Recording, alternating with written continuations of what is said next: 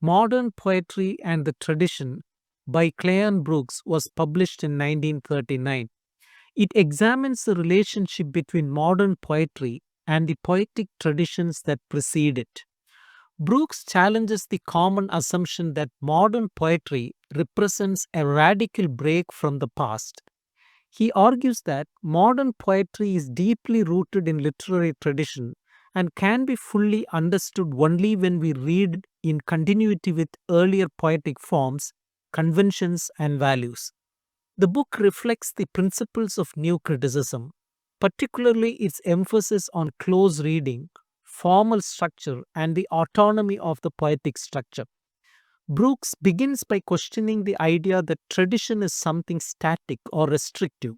For him, tradition is a living and dynamic process rather than a fixed set of rules.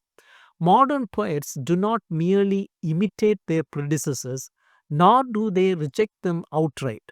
They interpret and reshape tradition to address the complexities of modern experience. Innovation in poetry arises not from the abandonment of tradition, but from a creative engagement with it. This perspective allows modern poetry to be seen as both experimental and continuous with the past. A central concern of Brooks is the formal complexity of modern poetry. Modern poets, much like the metaphysical poets of the 17th century, rely heavily on paradox, irony, ambiguity, and tension. These elements enable modern poetry to express the fractured, uncertain, and often contradictory nature of modern life. Rather than viewing difficulty as a defect, Brooke insists that the complexity of modern poetry is a deliberate artistic strategy that demands careful and attentive reading. Brooks also addresses the misconception that modern poetry is purely subjective or emotional. Modern poets achieve objectivity through structure and form.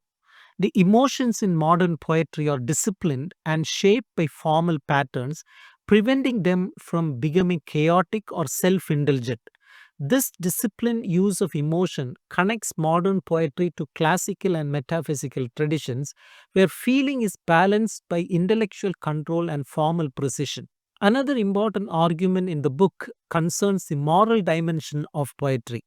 Brooks does not claim that poetry delivers moral lessons in a direct or didactic way.